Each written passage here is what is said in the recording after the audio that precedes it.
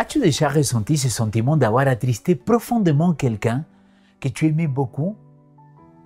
Tu voyais à quel point elle était triste car elle ne s'attendait pas à que tu puisses avoir un tel comportement. Et si je te disais qu'on peut attrister le Saint-Esprit, tu me croirais? Dans le livre aux Éphésiens, l'apôtre Paul dit « N'attristez pas l'Esprit Saint de Dieu, par lequel vous avez été scellés pour un jour de rédemption. » Éphésiens chapitre 4, verset 30. La parole nous enseigne que nos comportements, nos pensées ont le pouvoir d'attrister le Saint-Esprit. Mais peut-être tu te demandes comment cela se produit. Le verset précédent à celui que je viens de lire décrit ce qui peut attrister le Saint-Esprit.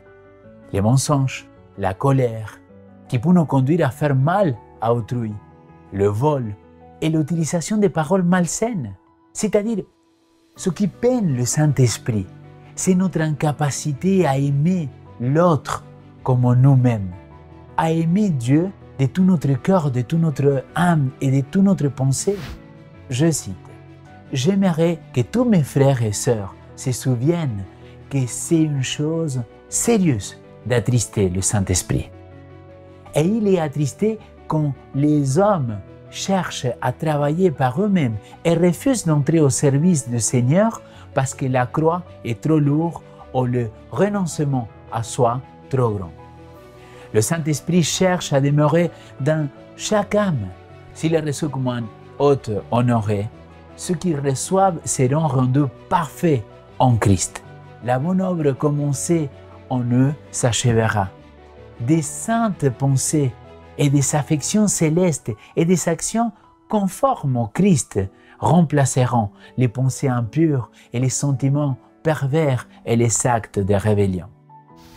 Mon ami, je crois que plusieurs fois dans ma vie, j'ai attristé le Saint-Esprit par mes comportements envers les autres, mes réactions impulsives et ma tendance à faire des choses à ma manière. Cependant, la question qui se pose est la suivante. Est-ce impardonnable? La réponse est non. Dieu est toujours prêt à nous pardonner et à recommencer avec nous.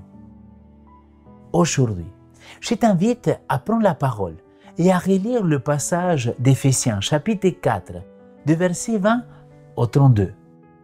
Ensuite, prends un temps avec Dieu pour lui demander pardon pour toutes ces fois où tu l'as attristé.